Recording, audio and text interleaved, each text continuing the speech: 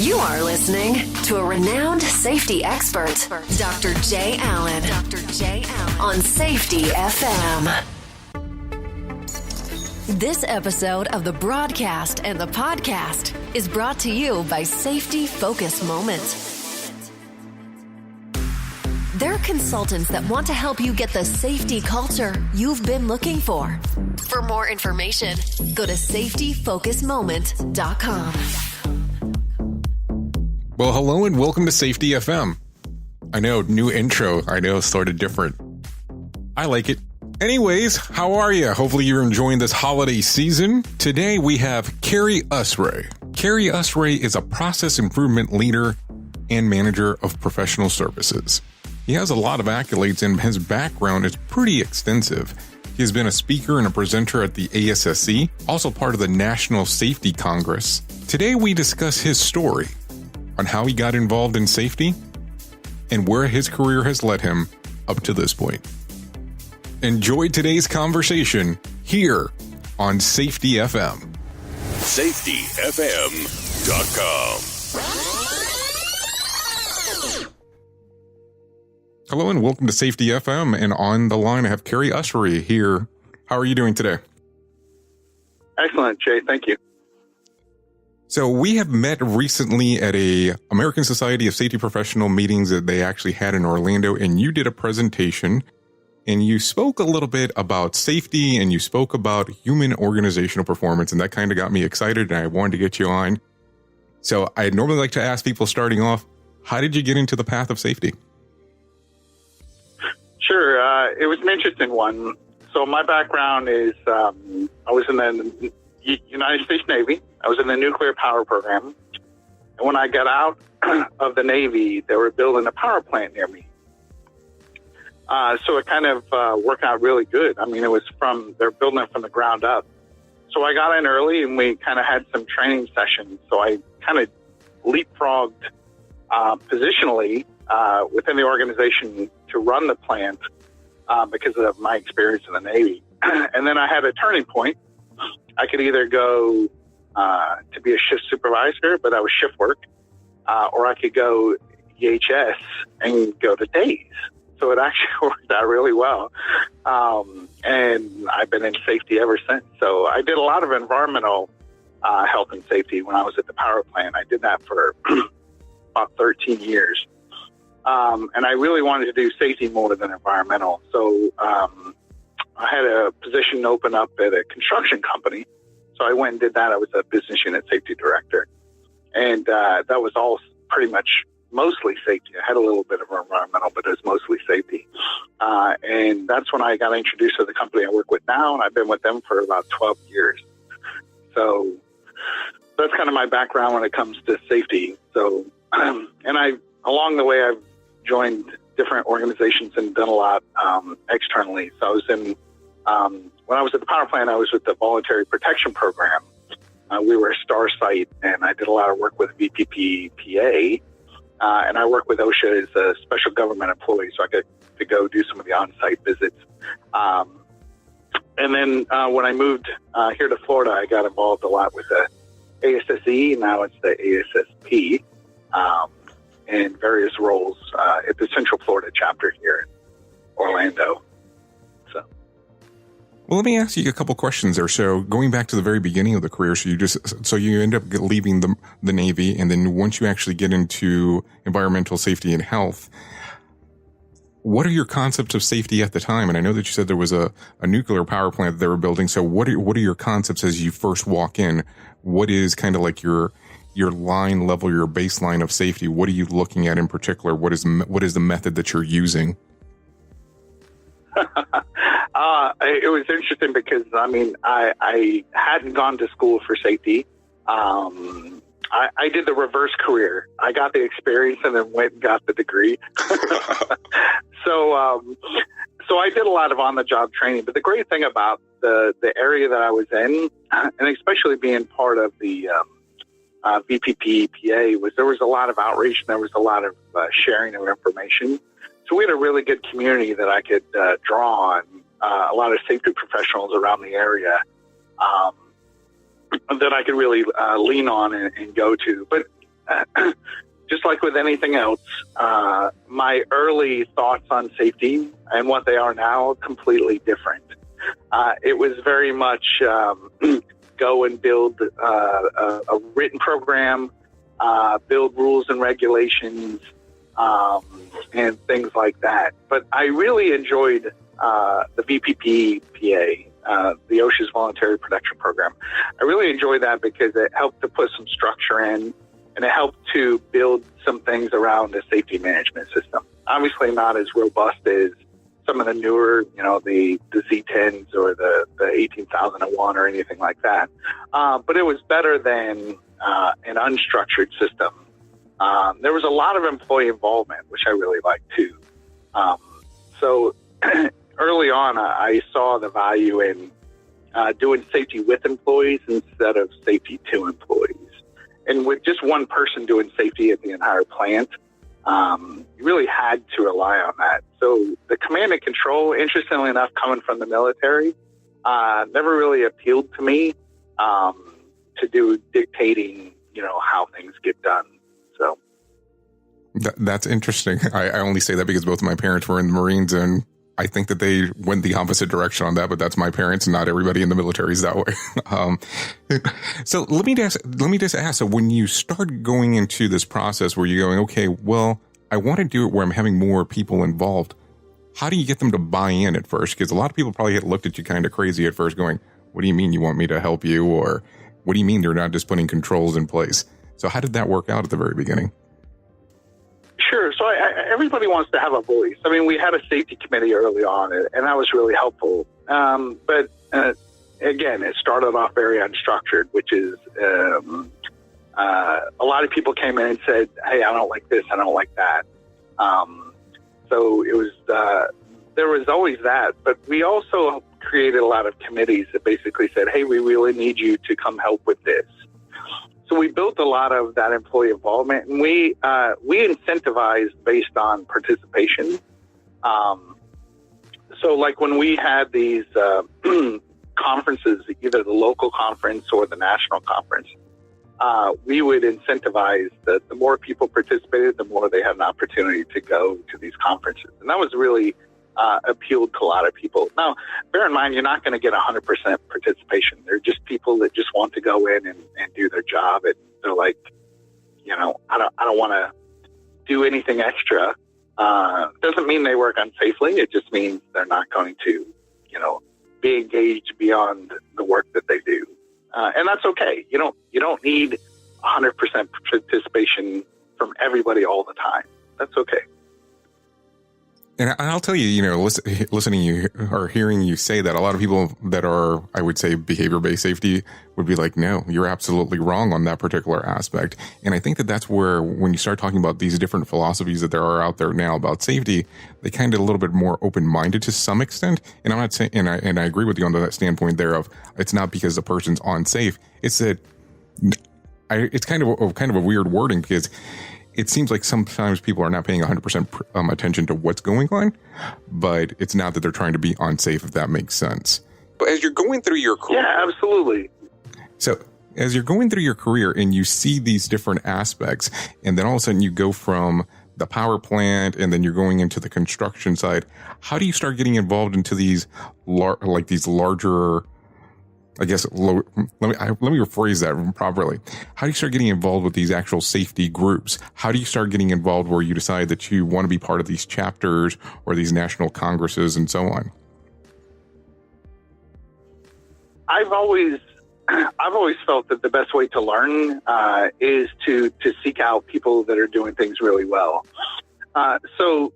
Which is interesting, because I know there are a lot of professionals, not just safety, who they learn their trade, and then they kind of stay in their own little bubble. But to me, the things that I've learned the most are, I know what I know, and I don't know what I don't know.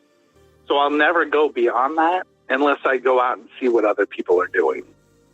And when I see what other people are doing, I can say, hey, this would work for me, or no, that doesn't quite work for me. And I can kind of pick and choose and go, hey, I like that. Tell me more. And I can learn from that. You can benchmark. And I don't mean benchmark metrics. I've always hated that because your injury rates and my injury rates are two completely different things. So I hate specifically benchmarking metrics, but I love to benchmark against best practices. All right, what are you doing and why are you doing it? And let me think about how that would apply to the work that I'm doing. So to me, the organizations that I've joined, it's whatever's in your area. So at the time, for me, VPP was huge in the area that I was in. And it gave me the most opportunity to meet with others and exchange information, and then to go out and do more. So I've always felt engaged to go out and do that for that purpose. And it also obligates me to actually go to the meetings on a regular basis if I'm, serving in a position, because it's easy to be involved, even in ASSP. I don't know. It's going to take me some time to get used to that new acronym. When I'm not involved as an officer position, it's easy to say, oh, this month I'm busy. Oh, this month I have something going on. I'm not going to go to the meeting. And it can easily be a year or more before you go to the next meeting. So it's good to be involved, even if you're just not an officer, but in a committee or anything like that, because it kind of gets you and it builds an incentive to go and to see what's going on. So whether it's through the speakers, whether it's so engaging with other people, but you really have to ask questions, right? And say, what are you doing? How are you doing it differently? And that's how I've kind of morphed into where I'm at today, is through that kind of concept of reaching out. Now, would you say that during these different conferences and meetings that you've been to, are you cherry picking your version of safety as you go through these, or is this you're taking other people's stuff and going, okay, let me adapt it to what I can work with? I mean, coming from the nuke industry, I would imagine that you became very familiar with human organizational performance right away, or HP as it was called back then, because that's really where a lot of that information came from. So going forward, did you take that information and then kind of cherry pick from some of these other things that you did, or how did you come about with what you believe that the concepts are today? I think it's a little of everything. The cherry picking to me is more of, wow, that's you're being very successful. You have a program. Tell me about it. And to me, it's more of a launching point. I very much dislike going and, hey, send me your program, and I'll cut and paste it and put my company name in and paste it in the health and safety plan.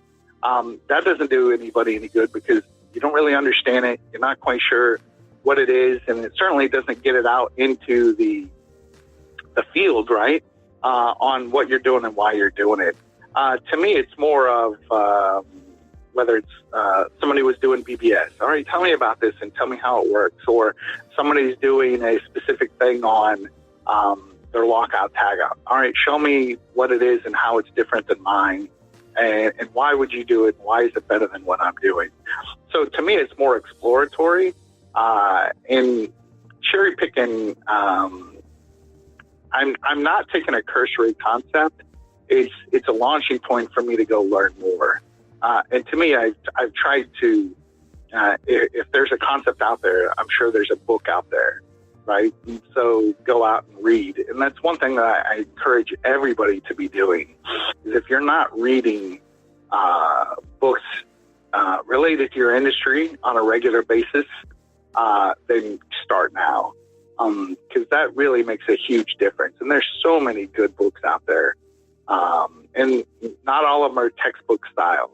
Those are hard to read, obviously, but there's some really good books out there. Regardless of the topic, I'm sure you can go find something. Is there any book recently that you've read that you would recommend if it's related to safety or anything off kilter? There's some that are really good and have stuck with me for a while.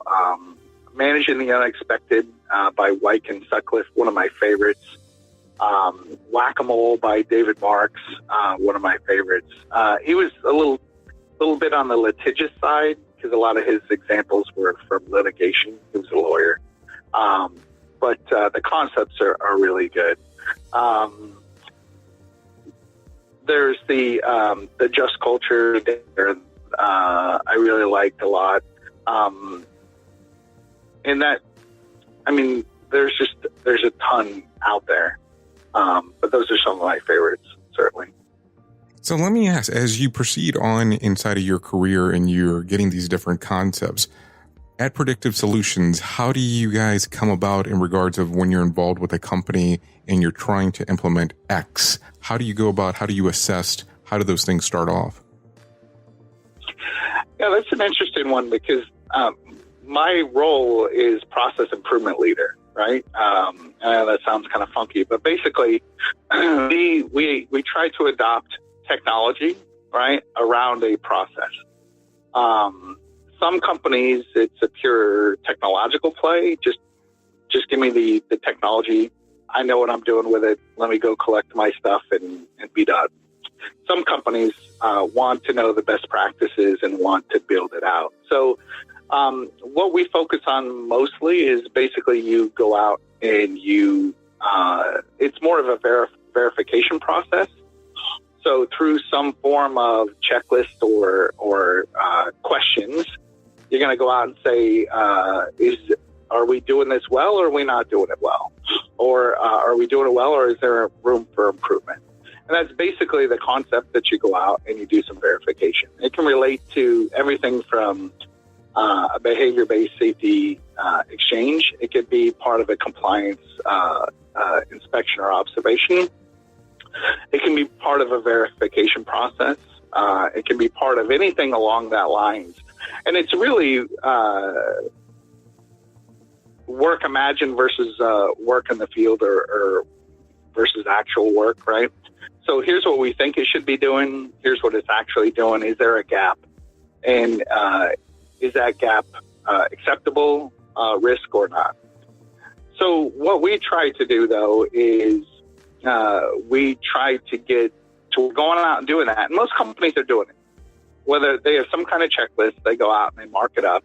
They find things that are wrong, and then they fix them, right? And most companies, they stop there, right? They go out and they do it, they collect it, they fix it.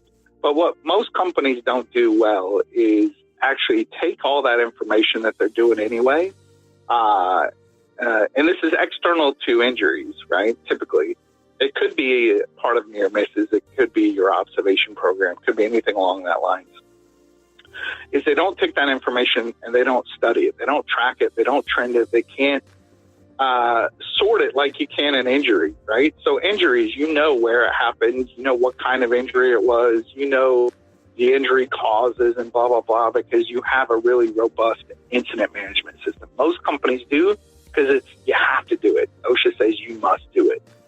But when it comes to your non-injury stuff, even near misses, right, or worksite observations, those don't have a robust program, right? It's not as structured typically as their injuries. So they can't track it. They can't trend it, right? And I'll give you a great example to kind of to test my theory there. Is you walk out onto the floor, right? Let's say we're in a manufacturing environment. There's oil on the floor. So that's unsafe. You'd clean it up, right? And you'd mark it down on your little sheet, right? And you come back the next day. There's oil on the floor. That's unsafe. You're going to clean it up. You'll mark it on your sheet. Hey, I found this. I fixed it, right? You can do that daily, right? For weeks at a time. And you're doing the right thing, right? You're finding it and you're fixing it. But what you're failing to do is to realize, hey, every day I walk by this area, there's oil on the floor. Hey, where's that oil coming from? Maybe I should go fix the cause, right? The root cause. Hey, there's a leak in this machine. Let's fix the leak, and now I don't have to worry about the oil. And I know that's kind of a silly analogy, right? Very simplistic, and we don't live in a simplistic environment. But we do that with our worksite observations all the time. We find and fix, right? But we only address the symptoms. We are not good at addressing the causal factors. Why does this keep happening over and over? And what can we do to address it before it leads to something worse, like an injury, right? The accident investigation concept Most companies are not doing it and not doing it well. So that Study Act piece, as it relates to the Plan, Do, Study, Act, right? That Study Act piece is where you're going to look at your data and then act on the data. So you need to have some structure on how you're collecting it in order to drive that change, right? And that could relate to everything from your significant injury fatality controls that are in place to regular worksite observations, from housekeeping to whatever, right? I think sometimes some of the issues that we run into is that we've also set up, and to incentivize some of our workers and some of our executives and some of our managers in regards of, if you have this many amount of near miss reporting, we will incentivize you to do X if you don't have an issue that occurs. And I think that that's where a lot of it comes from, because I will tell you even giving that example right there, I can almost even visualize people going, okay, I'm cleaning up the floor. This was a near miss, but nothing happened. I cleaned up the floor again, near miss, nothing happened. And they're not going to look at what the issue is that's causing it. And I mean, I know it's a terrible thing to say, but that's sometimes how some of our upper management looks at the incentive programs. And I know it's a terrible thing to say, but it's the reality of the workforce that we live in. So as we look at these... No, totally agreed. Yeah, absolutely. Well, and that's the problem. It's like we have this vision that we want people safe, but we also have this personal gain depending on your executive level that you might be incentivized. So what's going to be more important, my personal incentive or getting somebody safe? If it's just an oil spill, and we kind of already know that it's going to happen, and it's happened before, and we're probably going to take care of it, but we're not going to take care of the problem. Is you really have to kind of juggle how that actually works. And I look at it and I go, if you go into a location or a company that has that problem, how do you address that with the upper management? Is that a question to me? Of course it's a question to you.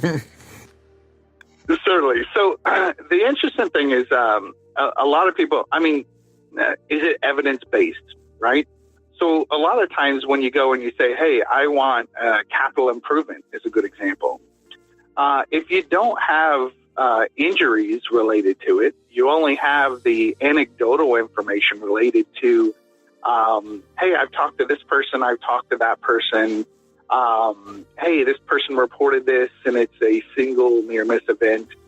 Me as a safety professional, I've gone and looked at it and here's what I think. And now you go into a meeting with a manager and you're basically saying, hey, I want you to spend, a capital improvement expenditure, which is typically could be, a small amount to a large amount. And you're saying, hey, based on this anecdotal information, I want you to spend this month.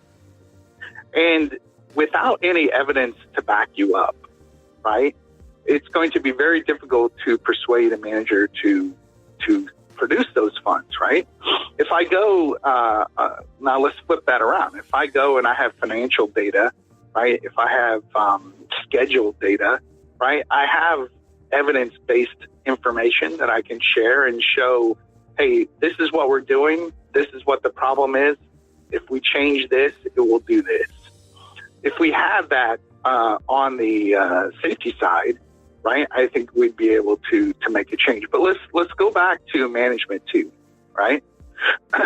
How do we measure safety, right? We'll determine how that plays out. Most companies say, I measure safety based on the lack of injuries or based on the number of injuries, right? So if you go and you say, hey, I want you to spend $50,000 to make this change, and they'll say, have we had anybody hurt in that area? No. Next. Because as long as nobody's getting hurt, obviously, then it's not a priority. Okay? We almost have to build up a string of bodies, right, in order to say, now will you make the change? Right? It's very difficult if we're measuring based on something that happens, right? That we have to wait for those things to play out in order to make a change, to justify a change. So we have to... Go ahead. No, go right ahead. No, so, if we don't go up and say, hey, if we don't start looking at the barriers in place, right? We don't say, hey, we have these things in place and these barriers are insufficient, right? And start looking at our controls that are in place and doing verifications of controls, right? Because we have, if we measure by injuries alone, we have this misconception that we are doing things safely, and that's why we have no injury.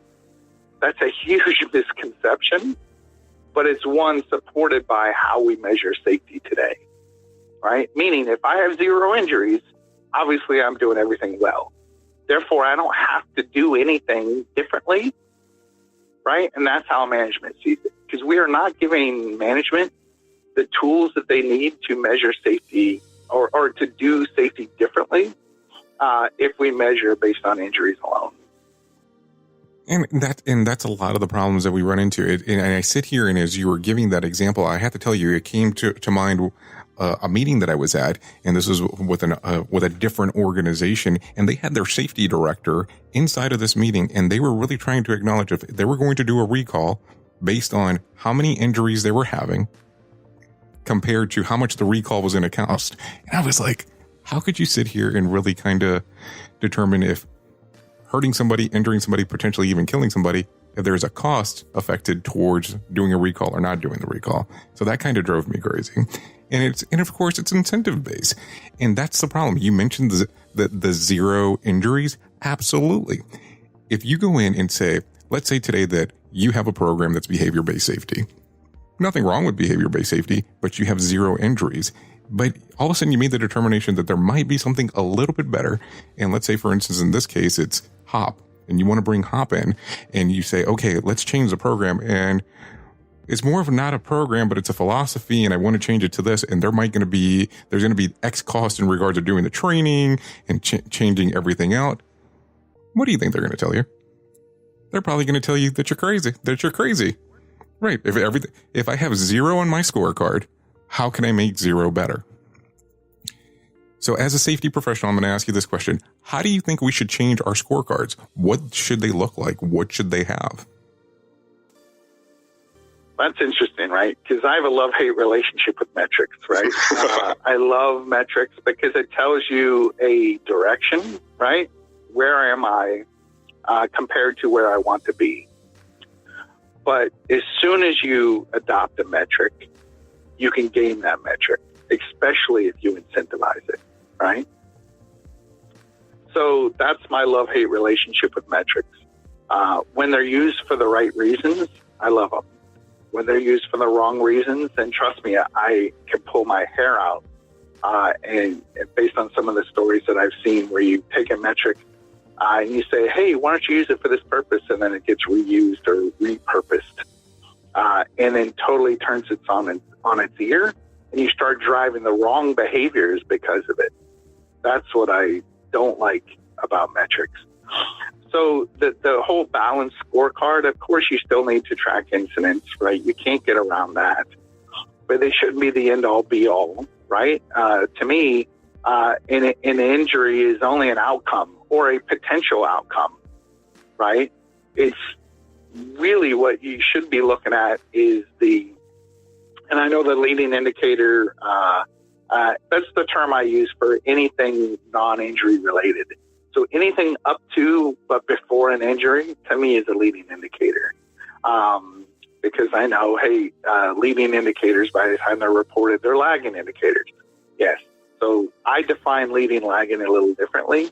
I define leading as anything that's not injury related, and anything that's injury related, obviously, is a lagging indicator. That's how I determine it. So therefore, when you talk leading indicators, you have to start looking at what are we doing to build safety into our program, right? And what are we doing to actually actively do safety in our organization? Because I can achieve 0 injuries and do absolutely nothing. I want to make sure that's crystal clear, because that is how most companies operate. They get these safety teams who try and go out and do safety, right? And then you get the rest of the organization with 20 other priorities, right, including safety. And they just get, safety's like, hey, I'm having no injuries, so get off my back. I've got widgets to put out the door. I've got a schedule to keep. I've got, 100 people that I've got to figure out work schedules. I've got, blah, blah, blah, blah, blah, right? So as long as as long as I'm having no injuries, I'm fine. And when I do have an injury, well, holy crap, that means we did something different, right? And so let's go figure out what the easiest, quickest way to figure out what that different was, which could have been what you were doing every day leading up to that, obviously, right? And then figure out, there's our problem. This guy didn't follow a procedure or whatever. You do some quick corrective action plan, or at least document this is what we should do for a corrective action, and we move on. It only gets weird when you start having multiple injuries, and then people start scratching their head. What? We're not doing anything different today than we were yesterday or the day before. Why is that happening now? And that's where it gets really interesting and very weird for companies when they have multiple injuries or they have a significant injury, right? And it leaves people scrambling to go, what could I have done to prevent this? Right? And the answer is usually, we can't keep doing what we've been doing, right? Because if you didn't see it coming, then obviously that there's a gap in your system. Right? And that's where some of those conversations start coming about, where they turn around and go, well, aren't all accidents preventable? If we had a better quality worker, they wouldn't have been injured. And that's when I start taking a look at those systems and going, where is the flaw in the system? Is the flaw in the system what the worker is doing, or is the flaw in the system the upper management not understanding what safeguards need to be in place? And I know that I'm kind of going tangent based, but at the same time, it's just listening to some of it, it gets so frustrating at times of people not being able to understand that not everything that worked in the past is going to work in the future. And as we move forward with these different concepts of safety, and I know that some of these programs that have been instilled in some of these companies have cost small fortunes just to be able to put them into place, I look at it and go, what can we do moving forward? And say, okay, boom, we can do this and maybe implement a change within the organization. Because I have to tell you, the moment that you start talking about HOP and you tell somebody it's a philosophy and that it's not a program, I always like to see their face, because it's always amazing, that initial look of shock of, what do you mean? So now I don't have this, I don't have the sheet that I'm going to fill out and it's going to tell me everything that I'm supposed to do step by step. And it's like, no, this is what we're going to do. We're going to do learning teams, and we're going to learn more about the organization and if something goes wrong. And I always like having those conversations, because then you go, what do we do moving forward? So when your company comes in and starts doing some of these process improvements, is everything based on an app, or are they able, when you go in, is it app based mostly, or is it program based, or how do they go about doing some of the concepts? So it is certainly app based, right? So for example, you could build a checklist, right? And that checklist could be, whether it's a BBS checklist, a compliance checklist, any kind of checklist that you want to go out and verify a process or observe a work task. So the companies build these checklists, right? And they're already using them, right? They're going out and saying, hey, good, bad, whatever. So the apps are there because the reason they're there is because they had some kind of way or methodology to do it on paper previously. So they want to kind of digitize it. And that's usually when they come to us. Like, we have all this paper, but we're a large organization. We have all this paper, and at best, companies or projects are putting this in an Excel spreadsheet to kind of track and trend it. So you can't really roll the data up. You can't really see where, any historical information. You can't talk from one group to the next, especially at the corporate level, right? So if you ask somebody, hey, what's my incident rate? You can get it at the company level. You can get it at the regional level. You can get it at the project level. Boom, boom, boom, right? But if you ask them, hey, show me your observation data metrics across the company, across the region, across each project, they wouldn't be able to do that usually. So that's usually when they come to us, is they want some of that transparency and visibility into what's going on in the field. What are we seeing? And can we use that information to then be proactive in our prevention efforts, right? So that's usually what gets them to come to us. And then what we found is, and that's why I'm kind of migrating toward the HOP principles, is imagine people are collecting these observations, right? And you start to find these at risk or opportunities for improvement, right? So you go out and you say, hey, this guy's not tied off, or hey, this guy did a lockout tagout without, testing the machine before he started work on it. He locked it out, but he didn't test it. Whatever it is. And it's like, whoa, that's kind of a wow, right? I'm glad we caught this before it led to an injury. And now people start treating these findings as if they were an injury. I don't want injuries. I don't want bad things to happen, right? I once had an operations manager at the end of a big training stand up and say, I expect everybody to be 100% safe, right? Which means what he just put out there is I don't want to see any deviations from expectations, right? Which means you now have no proactive data to act upon, because he basically said, I don't want to see it. I don't expect to see it. Don't tell me about it. So that leads you into the HOP principles, which is error is normal, right?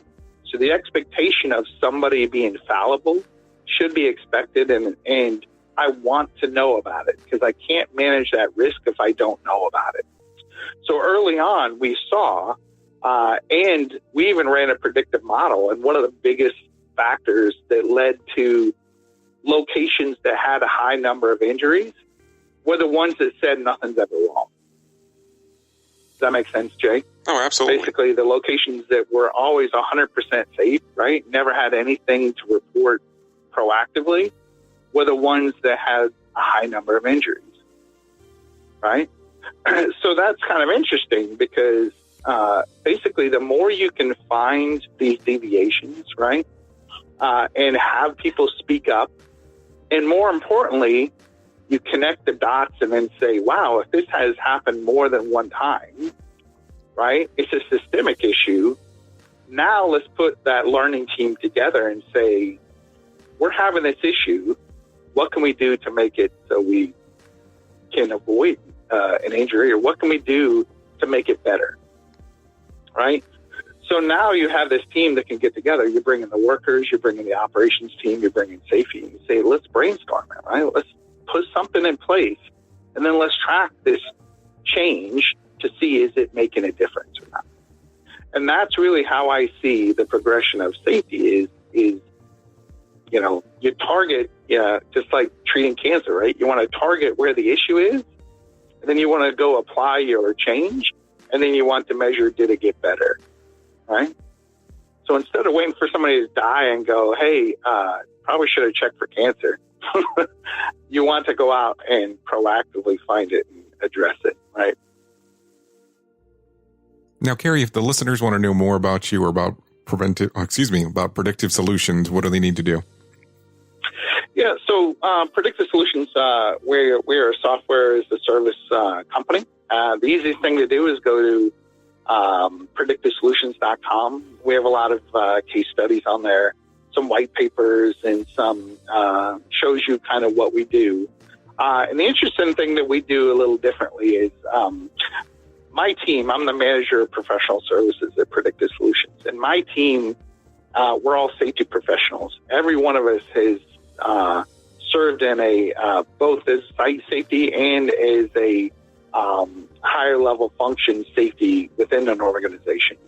So my company brings real life work experience to the application of this technology. And the technology is designed to allow you to collect information proactively, right? Then use that data to drive improvement. So we bring together the process improvement and the basically that safety experience.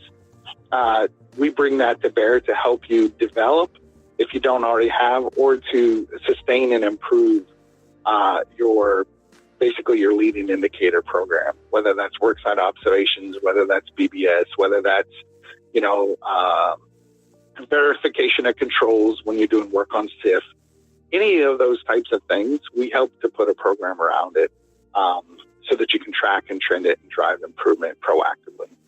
So, but again, the website's the easiest way to go and look this up. And we have a blog that has a lot of things related to leading indicators, related to that kind of work as well. So we do a lot of articles around that as well.